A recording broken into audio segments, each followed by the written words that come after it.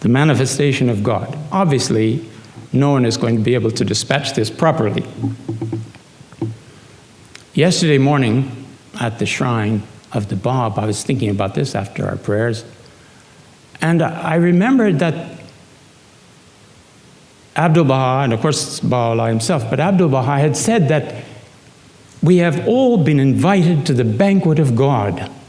By the favors of the blessed perfection, he has spread a huge table of the Lord filled with sumptuous dishes and foods descended from heaven, heavenly food.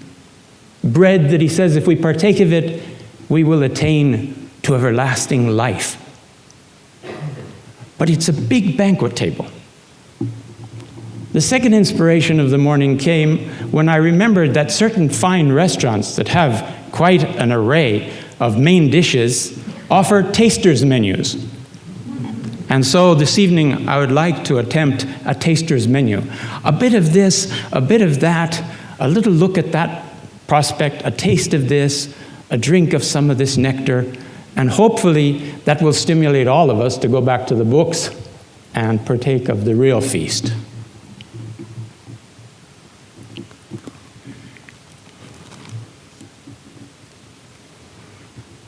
A word of caution.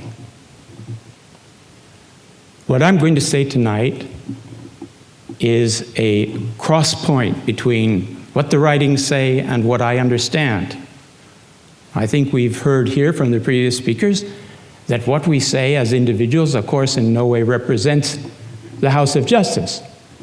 It does give you insight into the individuals who study the cause, who think about the writings. But just remember to check, as you should with anyone speaking about the teachings of the cause of God, check in your own mind what you know about the teachings. Does it fit? Does it match? Now, fortunately, there are all kinds of degrees and levels of understanding, spiritual states and stations in the cause, which enable us to penetrate the writings in diverse manners, which means that we all will not understand the same thing in the same way. But we can, with the guidance of the writings, realize that a spectrum of understandings is acceptable. We try, of course, each of us to combine the various passages that we read to come up with the clearest comprehension of the verities and fundamental teachings of the cause. And one of them, one of the central ones, of course, is the reality of the manifestation of God, the role of the manifestation of God in creation.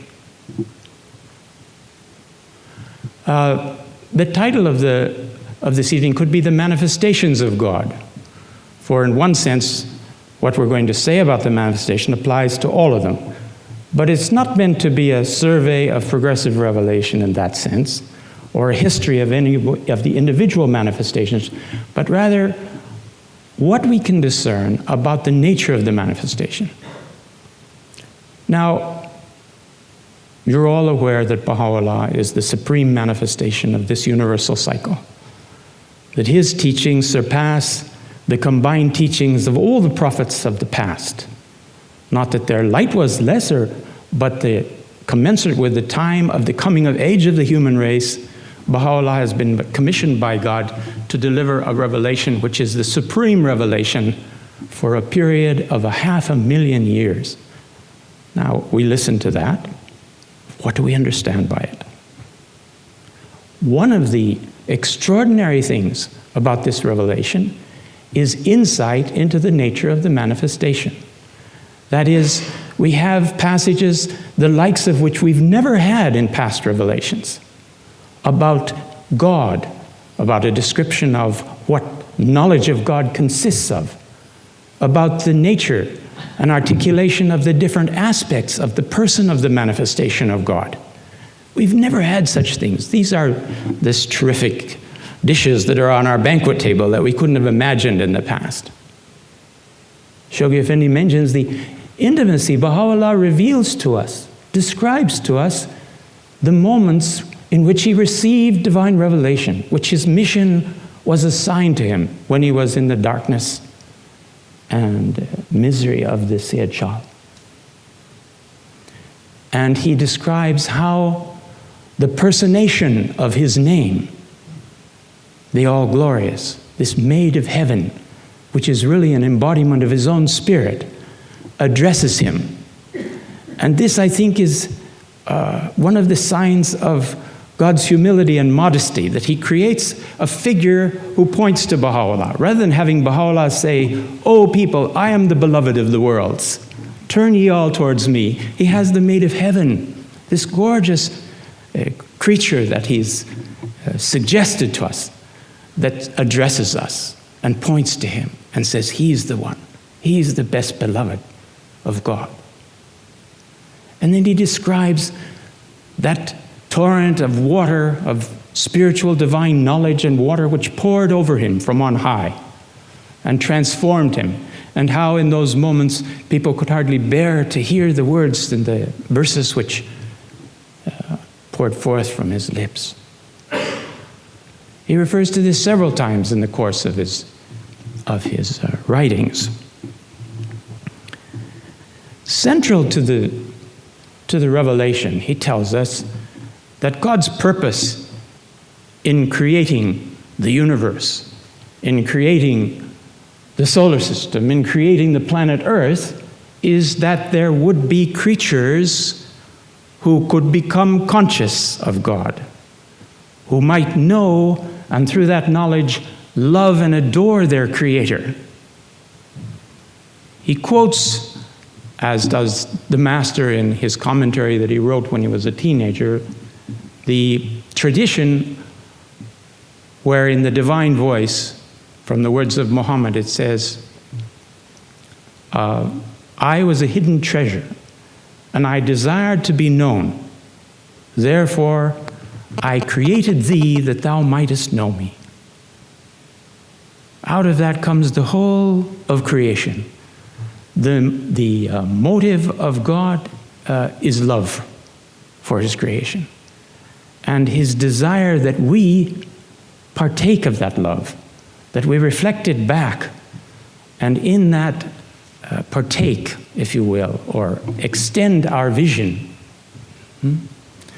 to encompass some of the qualities and names and attributes of God which are evident and mirrored forth by the manifestation into our hearts, and which are the means of transforming us from ordinary creatures into God-endowed spiritual beings.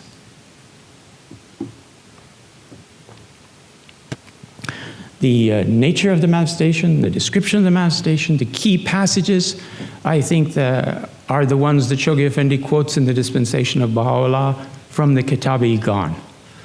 The Kitab-i-Iqan, which he has characterized as the preeminent doctrinal work of Baha'u'llah, is where you find so many of these essential truths and verities set forth.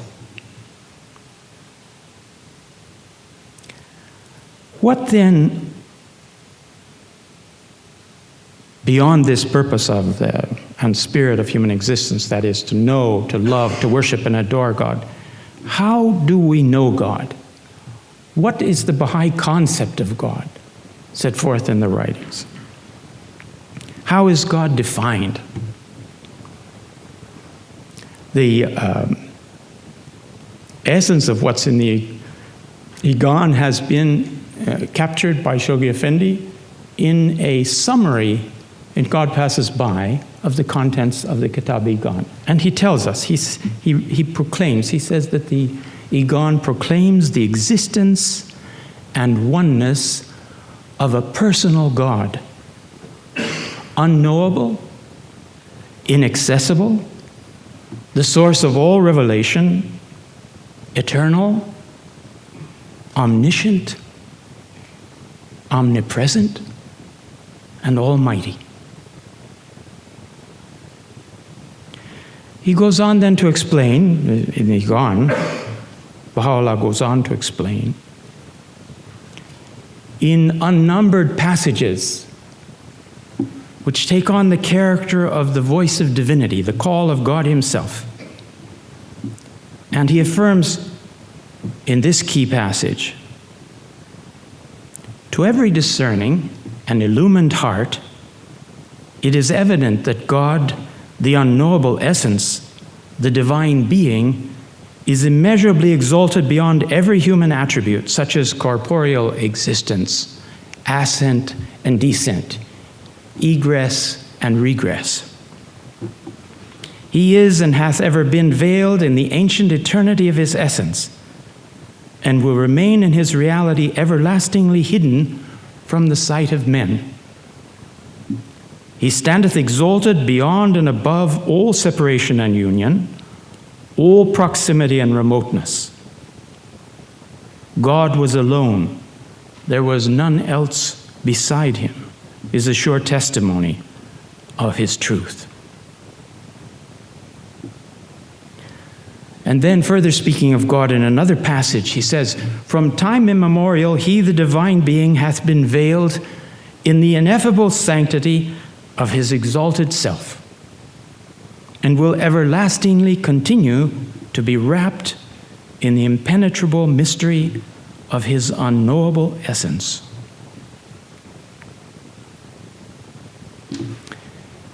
Here we come to the central position of the manifestation of God. We are told on the one hand we must know and love God, it's the purpose of creation, and on the other we have these countless passages and paragraphs that explain you'll never figure out anything about him, he's unapproachable, the door is closed, the way is barred. And you say, well, how am I going to fulfill my responsibilities in this sense? And then he moves on to explain the position of the manifestation of God. He says, "Having created the world and all that liveth and moveth therein, he, God, through the direct operation of his unconstrained and sovereign will, chose to confer upon man the unique distinction and capacity to know him and to love him, a capacity that must needs be regarded as the generating impulse and primary purpose underlying the whole of creation. Upon the inmost reality of each and every created thing, he hath shed the light of one of his names and made it a recipient of the glory of one of his attributes. Upon the reality of man, however, he hath focused the radiance of all his names and attributes and made it a mirror of his own self. Alone of all created things, man hath been singled out for so great a favor, so enduring a bounty. And the first among men, the foremost among men, is this manifestation of God, called the manifestation of God, he who manifests God amongst men. But he is not God himself come down to earth and taken on a human form. In his reality, he is a primary mirror, the primal mirrors of the light of God. Baha'u'llah refers to the manifestations, all of them. Then through his teachings, through the teachings of this day star of truth, every man is made to advance and develop until he attaineth the station at which he can manifest the potential forces with which his inmost true self hath been endowed, revealing to us that there is much in our human nature which we are not aware of. Gifts, potentialities, latent capacities that need to be stimulated.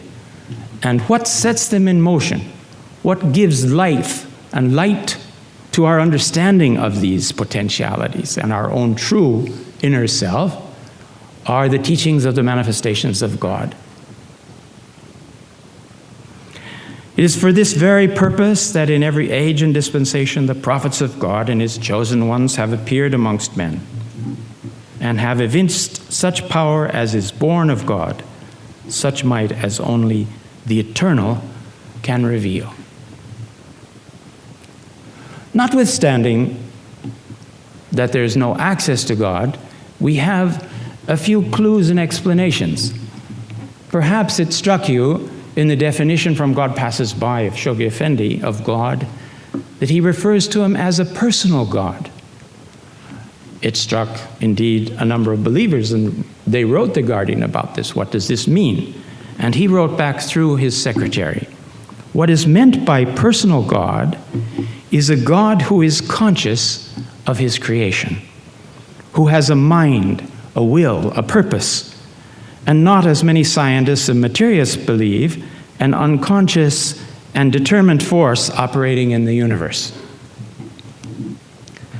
To say that God is a personal reality does not mean that he has a physical form or does in any way resemble a human being. To entertain such belief would be sheer blasphemy. In the course of elaborating Baha'u'llah's teachings, Abdu'l-Baha refers to the three realms of existence. And these are mirrored in our Baha'i rings, these three lines, the parallel lines, horizontal parallel lines. We have the realm of the deity, of God himself. We have the realm of command, that is the world of the prophets of God in their inner nature, their universal singular reality. And then we have the world of creation. The world of creation, the realms of command itself is the world of creation, but out of that are sustained the outer realms of creation, spiritual realms, infinite spiritual worlds, and then this endless physical universe, material universe, where Baha'u'llah makes references, sometimes there's allusions that you just, it boggles the mind. He talks about how out of this sun of truth, the central orb of the universe, have been generated countless manifestations of God who address countless, innumerable creatures in all the worlds of God, both the spiritual worlds and endless physical worlds, whose number no man can calculate. When we think of the plenitude and fullness of God, if we look at his creation, he says that he's provided this to us as a mirror of himself. The most outstanding point of light being the manifestation of God himself.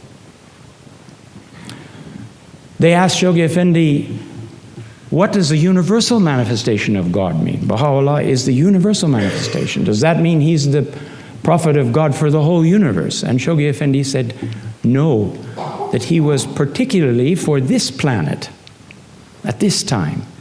But that the nature of the universal manifestation was such that you couldn't put limitations on it. Because he is the expression of the universal will of God, this world of command which surrounds all things as an ocean, an infinite ocean, in which we are the fish or the creatures that inhabit it. We're sustained by this ocean at all times. We cannot escape it. Baha'u'llah makes jest of it a bit. He says they're all depending on it and they're asking, what is it and where is it? As if they couldn't tell, just like the fish is swimming in the water. He says, what water? What are you talking about? Through the impulse that comes from the manifestation of God, however, we are gradually awakened that there's something more in our nature. And through following such simple but essential teachings as the recitation of the obligatory prayers, as the practice of the annual 19-day fast, as the reading of the verses morning and evening, as the repetition of the Most Great Name 95 times a day, we assure ourselves sufficient spiritual nutrition to set in motion the growth of this new being, this spiritual reality within us. When we're very, very busy with our material affairs, generally it does not occur to us to stop eating. That is, I don't eat, I'm too busy, I have no time for lunch, breakfast, or dinner, and I will carry on my activities. And of course, those activities begin to dwindle. There's a perfect counterpart here with spiritual realities. We need to take in the nutrition that the manifestation of God has provided us. And we need to trust that carrying that forward provides a protection to us. It provides an assurance. It breathes the spirit of faith into our souls and our minds and our hearts. They asked Abdu'l-Baha, what is the spirit of faith? He said the spirit of the faith is the Holy Spirit breathed into the spirit of man. Now, the embodiment of the Holy Spirit is the manifestation. The embodiment of the manifestation are the divine verses of God. When we partake of them, when we read them, when we rehearse them, when we recite them, they feed us. They give light to our hearts. They open us to the potentialities that are latent within us.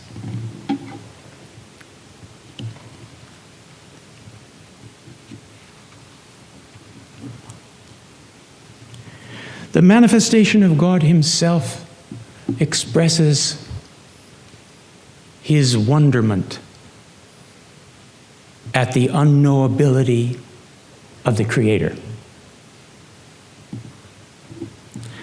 From time immemorial, Baha'u'llah says, just to repeat these verses, He, the divine being, hath been veiled in the ineffable sanctity of His exalted self, and will everlastingly continue to be wrapped in the impenetrable mystery of His unknowable essence. Then he states, 10,000 prophets, each a Moses, are thunderstruck upon the Sinai of their search at God's forbidding voice, "Thou shalt never behold me." Whilst a myriad messengers, each as great as Jesus, stand dismayed upon their heavenly thrones by the interdiction, "Mine essence thou shalt never apprehend." This mysterious duality in the character of the manifestation of God, Baha'u'llah expresses in one of his communions. He says, "How bewildering to me, insignificant as I am, is the attempt to fathom the sacred depths of thy knowledge. How futile my efforts to visualize the magnitude of the power inherent in thine handiwork, the revelation of thy creative power. When I contemplate, O my God, the relationship that bindeth me to thee, I am moved to proclaim to all created things, verily, I am God. And when I consider my own self, lo, I find it coarser than clay."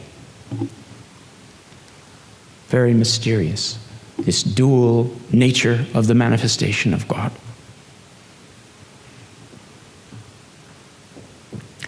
In the Agon and in other important tablets cited in the Gleanings, Baha'u'llah elaborates this twofold nature of the manifestation.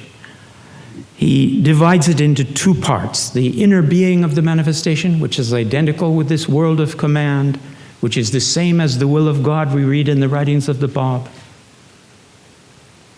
and the outer nature, his individual person, his name, his mission, his history. The first is a station of pure abstraction and essential unity. They are all the prophets of God, one soul and the same person at that level. So if one returns and says, "I am Moses, I am Christ, I am Adam," but all is fine, because that is that singular voice of the inner reality of the manifestation. The first station, he says in another passage, which is related to his innermost reality, representeth him as one whose voice is the voice of God himself.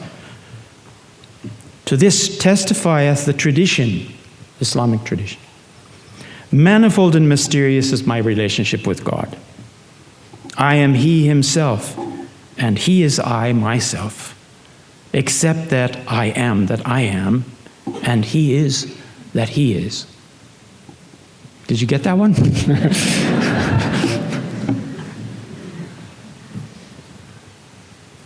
I am He Himself, and He is I myself, except that I am, and He is that He is. I don't think we're ever going to work this one out. But as far as we're concerned, certainly our approach to God, our seeing the face of God, our communing with the self of God is facilitated best through directing ourselves to the manifestation of God. And, if you will, to the manifestation of God in our day, although that's the same reality that's stretching out over the whole universal cycle. He's the person of God in our midst, so to speak. In fact, in one of his tablets, he says, the personality of God, Abdu'l-Baha says, is in the manifestation, not in the essence. That is how you would conceive someone to kind of have an idea about. And sometimes we don't like thinking of the manifestation or the person of the manifestation to direct our prayers to, or through, if you will. It's a very subtle thing. We have to keep coming back to it, because the light comes through his reality to us, the brightest light. Of course, the light of God, the grace of God is everywhere. It's infinite. And people spontaneously turn to God. But how do they conceive God? Because it's so far beyond. We've been given this sign of God, so to speak, which is the person of the manifestation, which helps us to focus and center our prayers. Think of how the implications of that when you go to Baji, when you're there, when you center on Baha'u'llah and you think about him and the role that he plays in mediating divine light into the realms of creation, into the realms of this world. On the one hand, he is God himself. On the other hand, he's not. He's a manifestation. He's a mirror. If the sun in the mirror says to us, I am the sun, he says it's the truth. If, on the other hand, the mirror says, no, that's not the sun, that's also true. The two things are true at the same time.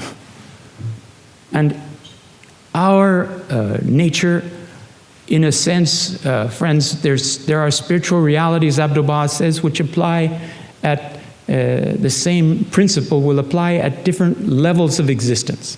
For instance, the manifestation of God says, when I try to understand what is moving me on the part of God, that is when I try to see back from myself, within, all is closed and I don't see anything.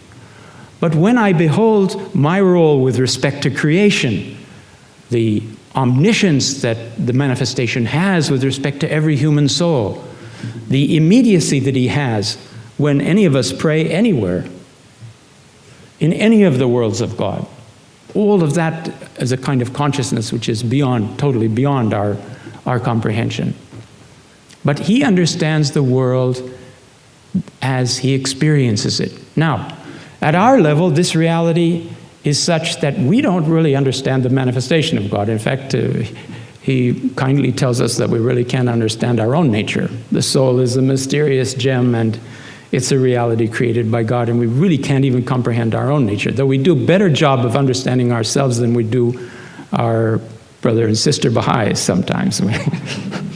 So we understand the light of Baha'u'llah to the degree that it informs and allows us insight and vision into our lives and into our activities.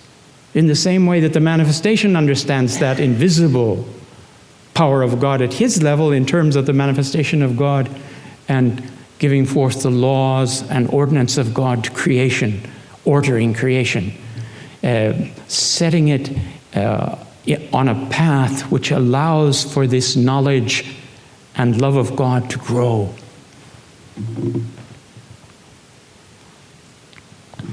Abdu'l-Baha, in his turn, in Some Answered Questions, which is the book that together with the Kitab-i-Iqan you want to master. Shoghi Effendi says the Baha'is who want to be competent teachers, they should master the contents of the Kitab-i-Iqan and Some Answered Questions, which obviously requires repeated returning to it and thinking about it and if you will, letting the truths of the one interact with the truths of the other. There's, of course, all the expression of one light. He talks about three aspects of the manifestation of God, which you're familiar with, I'm sure. The first is the physical nature. He has a body made out of physical atoms like you and I. But the comparison there includes in a tablet that Baha'u'llah revealed about the nature of the manifestation, called the Loh-i-Suhur, the tablet of the manifestation. He says that the matter, the dust that people are made with is common to everybody, is common to the manifestation, but his atoms are like in the station of diamonds, whereas we may be, I don't know what else, but we hope we will be heavenly gems eventually. We need all the fire of tests and difficulties and things to kind of forge us to make the gold of our inner being pure. But he has this diamantine inner nature, which streams of light come forth into this world, even physically in a sense. The power and influence of the manifestation is such that we have testimonies about how people had such a difficult time looking at him in the face. Such a power, such a presence was there. The physical being of the manifestation of God, Baha'u'llah says in the same tablet, he says, is as a ring which the inner nature of God places on his own finger. That is, this universal reality places this physical being as a ring on his finger, and he turns it as he willeth, he says. Secondly, the manifestation of God has a soul. But here the difference between the manifestation and the rest of us becomes apparent. He says that the soul of the manifestation, different from the human soul, which comes into being at the moment of conception, that is, it has a beginning, though it has no end.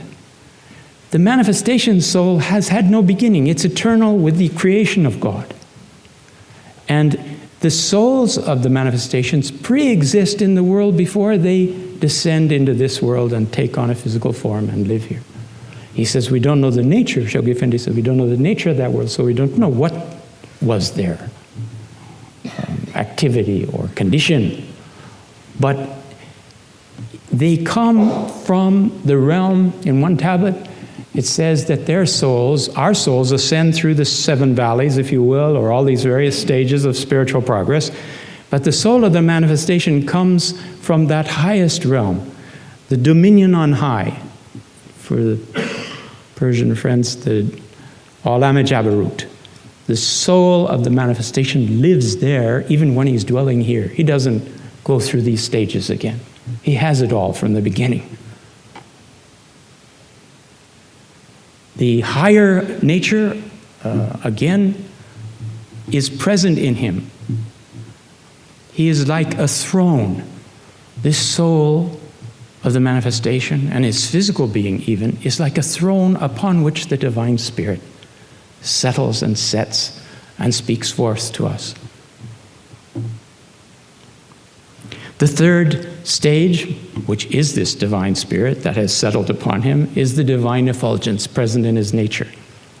The radiance, the light, the glory, the splendor of God, which is so inherent in Baha'u'llah.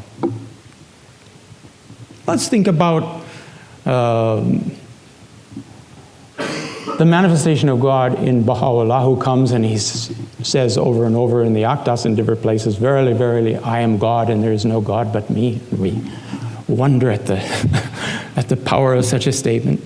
How different that is from Muhammad, who says to the people, he gathers the people and he says, people, I want to tell you that I heard from the angel Gabriel, who said he heard from God to tell me to tell you to, shape up.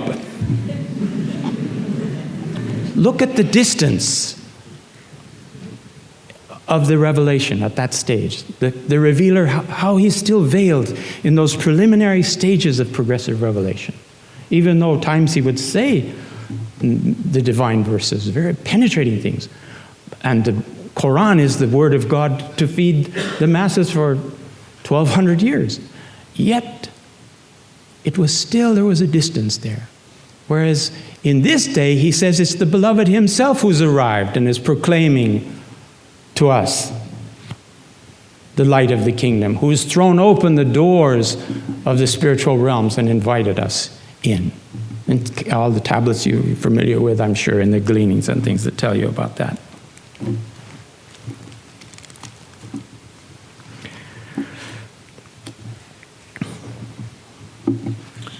He says, again, about the manifestations. They have been made manifest in the uttermost state of servitude, a servitude the like of which no man can possibly attain.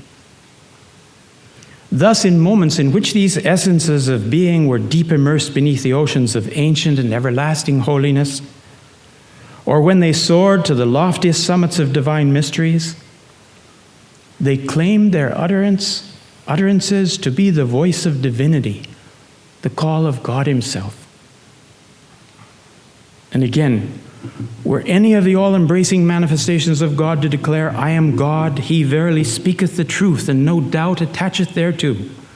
For it hath been repeatedly demonstrated that through their revelation, their attributes and names, the revelation of God, his names and his attributes, are manifest in the world.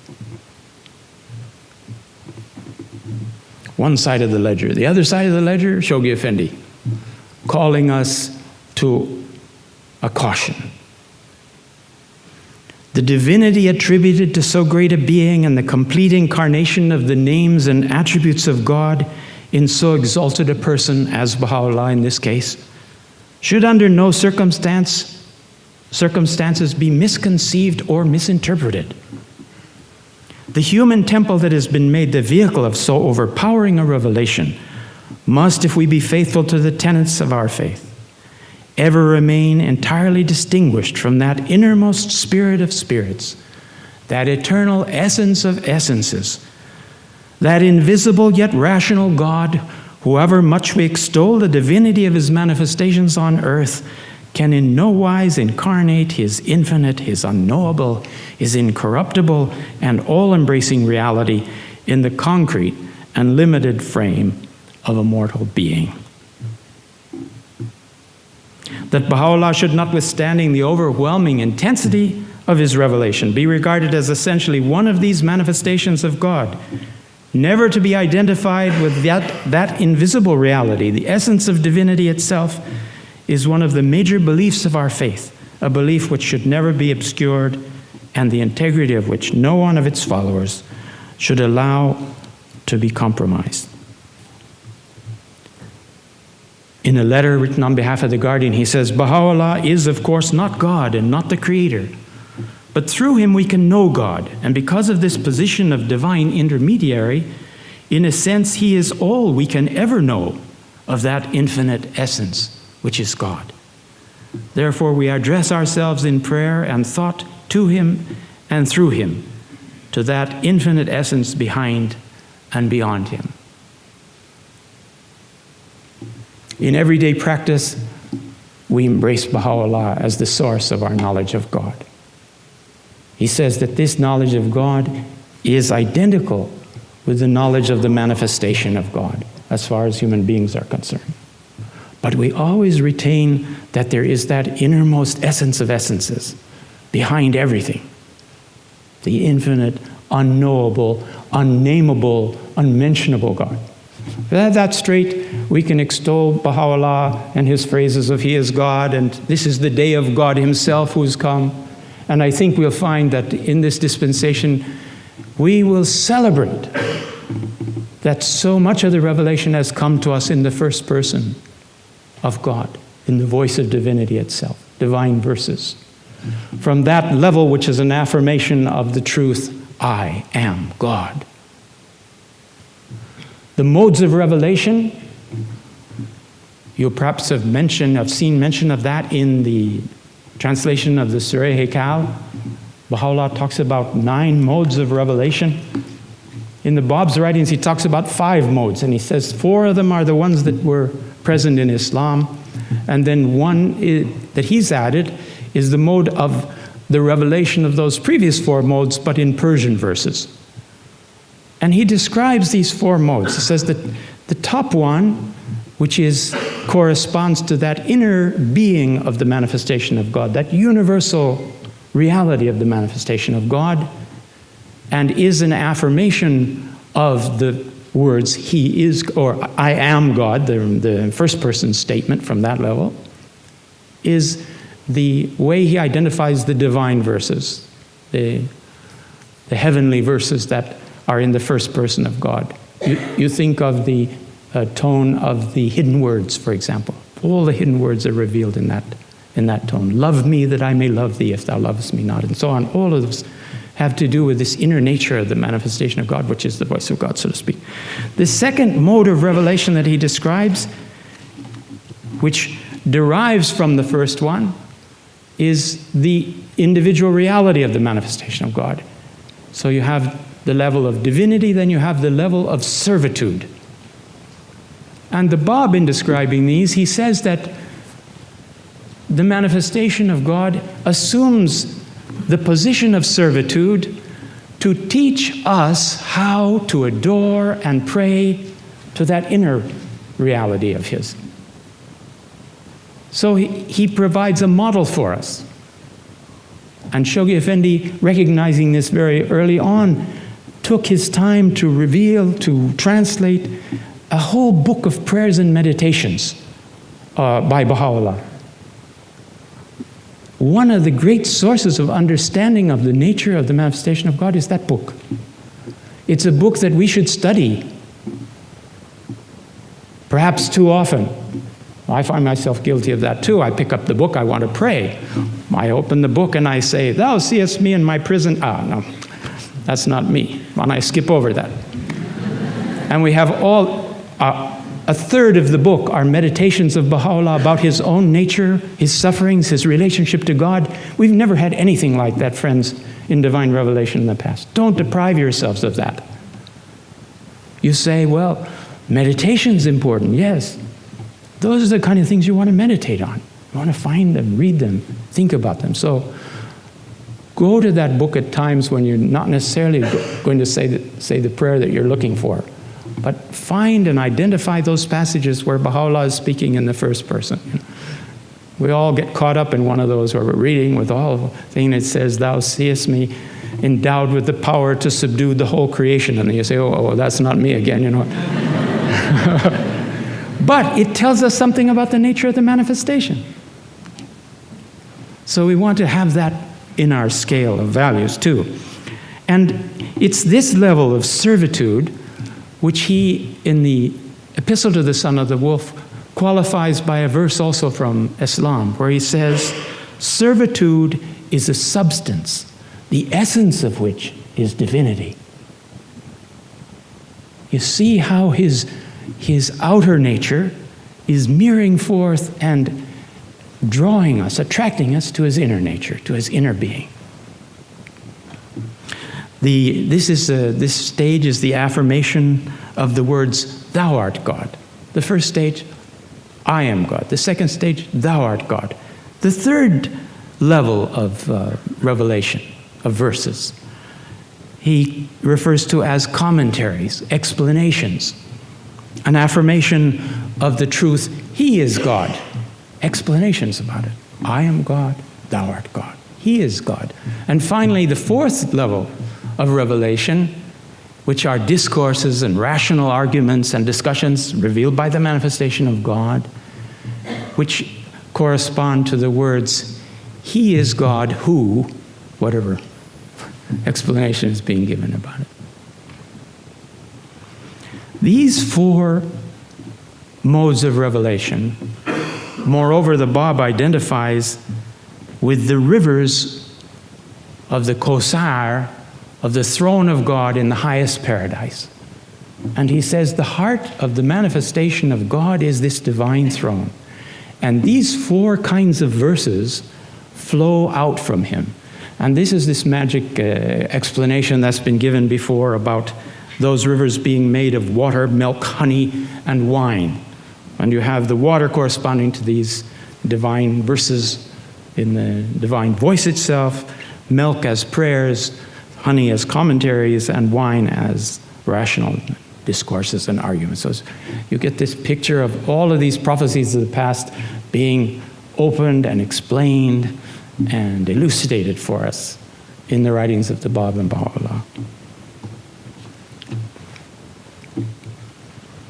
Now, I wanted to say a bit, you realize that the manifestation is characterized in so many different ways in the writings. You just think for a second now.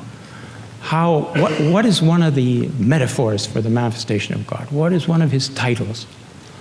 maybe you'll come up with the heavenly gardener who tends the tender plants of human nature and waters them, or the sun of truth that shines on the, if you will, the landscape of our inner beings with his heavenly light.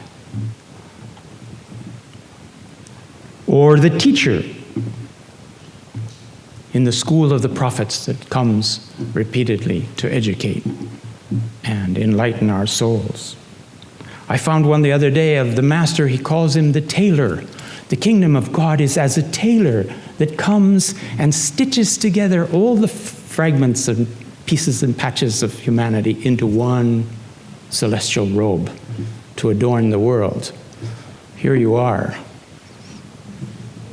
from every place, all over the world, knit together by the consciousness of his being, and the fact that he is the seam sewer. He is knitting us all together, despite sometimes you feel that he's actually punctured you instead of knitting you together because of something that one of your fellow human beings or has bothered you with. But that's all part of the process.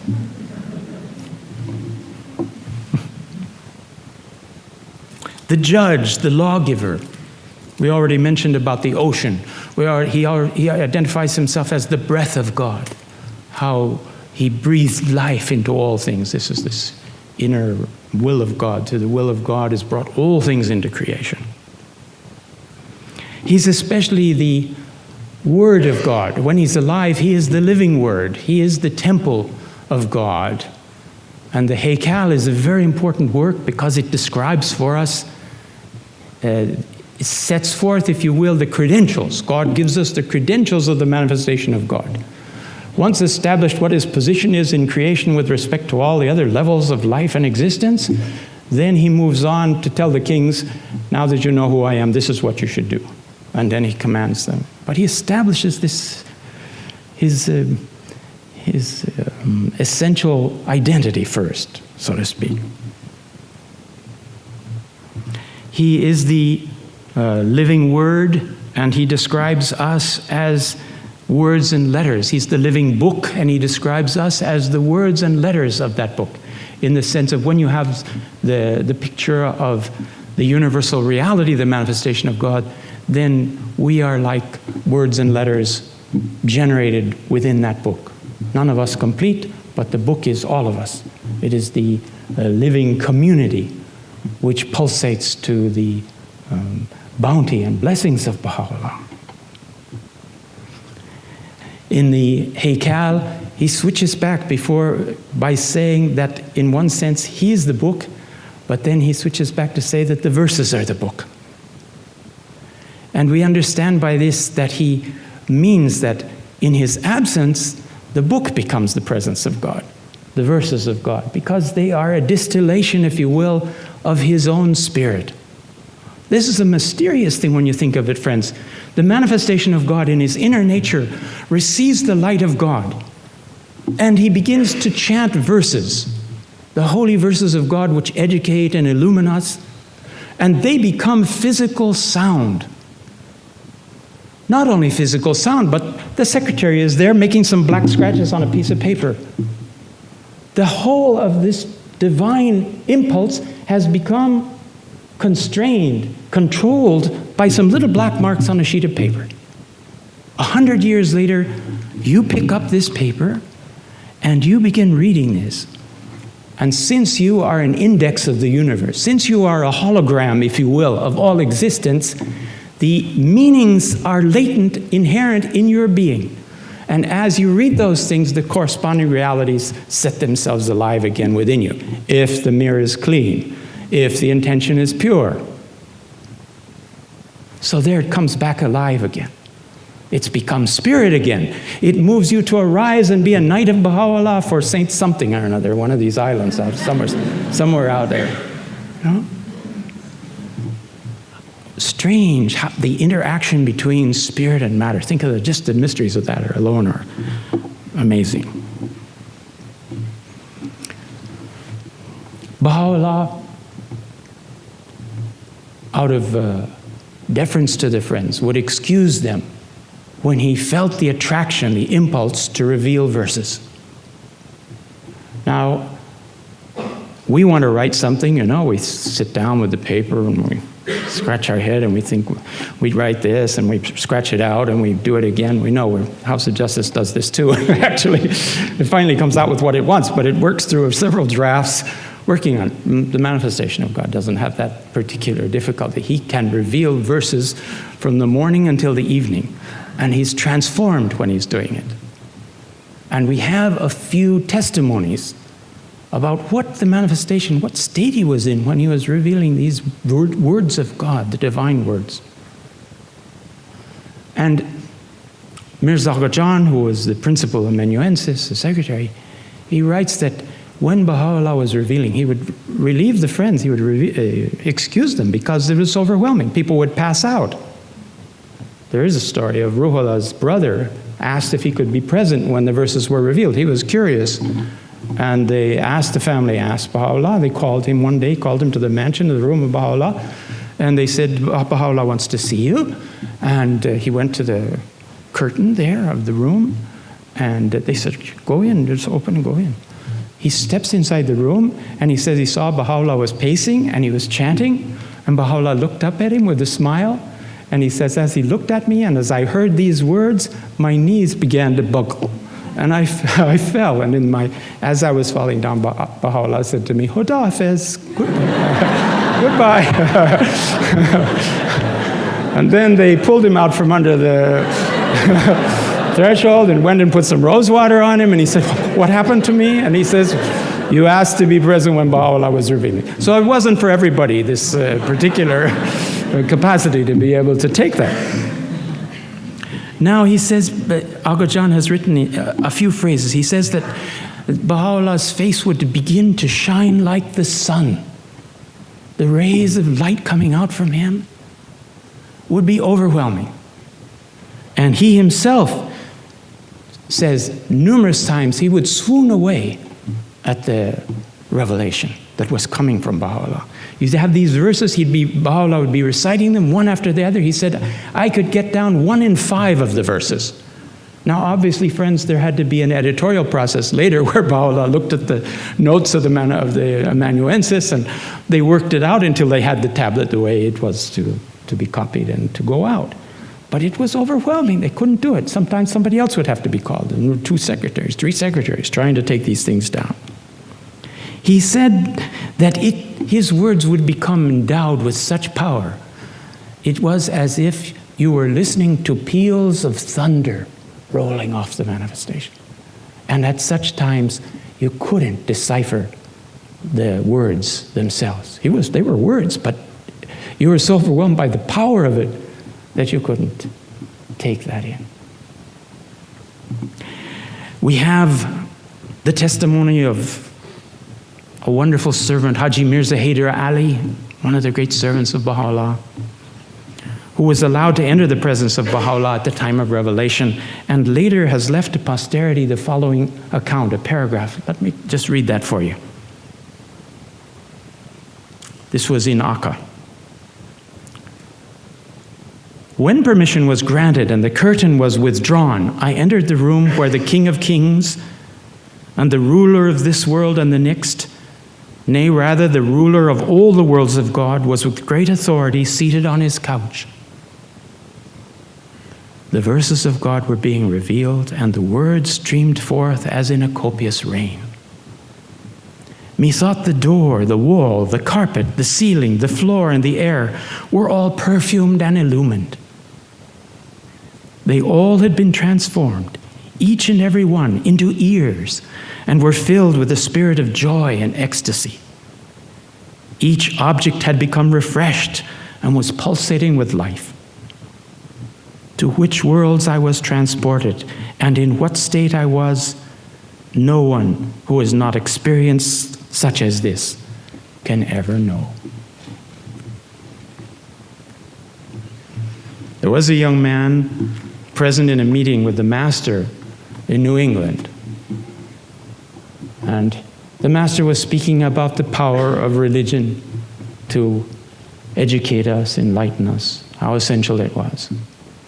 And the young man begged forgiveness. He said, "Excuse me, Abdu'l-Baha, but first I want to get to know myself, and then this is wonderful, and I'll look into it."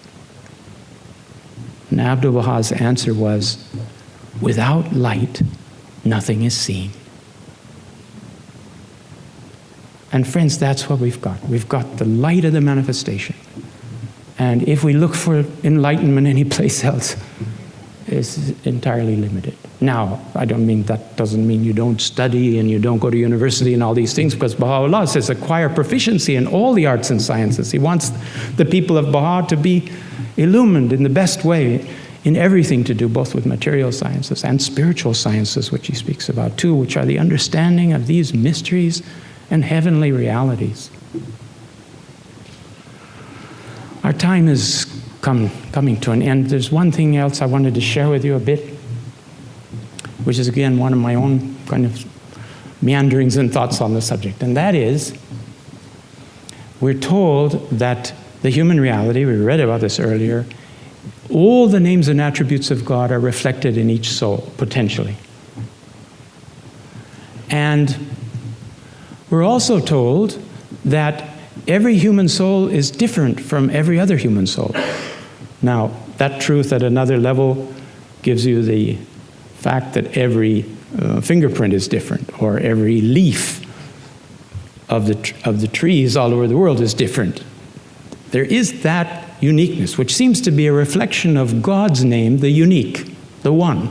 It also stamps itself on all physical realities and all spiritual realities. But if we're all the expressions of all the attributes of God, then how is it that each one of us is different from the other? And it seems to me that the solution to this riddle is in the proportion of the names of God present in each of us. It's as if there's a spectrum, there's a frequency, there's something different in each of us, quite distinct from every other human being that lives, that has lived, that will live, and that marks you with the uniqueness that is a reflection of the uniqueness of God. If that mirror of yours is not faced towards the light of truth, those expression of that particular bouquet, if you will, of that particular spectrum of divine names, which is your reality, will be deprived. Creation will be deprived of it. Abdu'l-Baha says envy is ridiculous because nobody can ever do what someone else is supposed to do or can do in the cause. No. Each of us must strive to reflect that reality that is their own true inner being. And Baha'u'llah says in one of the early tablets in the Gleanings, he says, that is the same as the knowledge of God. Attaining to an understanding of your own being.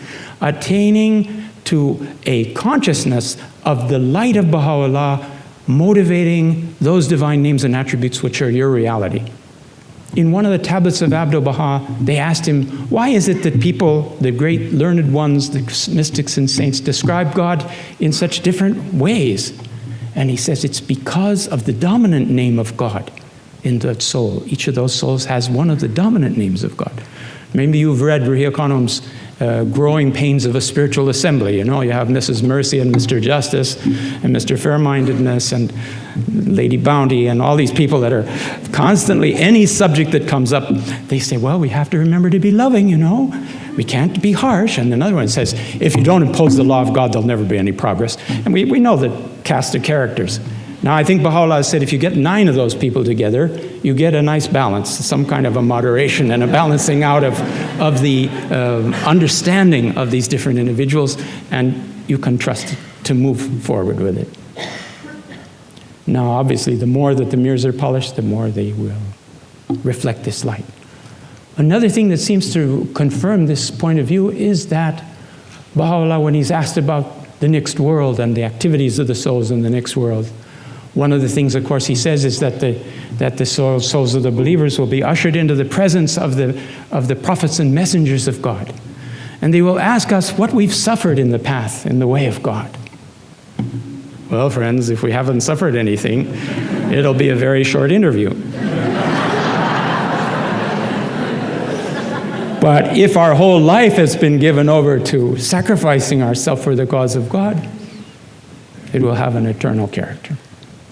Then he says another thing that the souls wish to do in the other world is to witness the reality of every sanctified soul. And my understanding of this is that's the soul that's managed to turn the mirror towards the light of God, polish the mirror sufficiently so that that uniqueness of his own person, his own spiritual presence and reality, which is always so distinct from everybody else, becomes manifest. And that's your gift to creation. And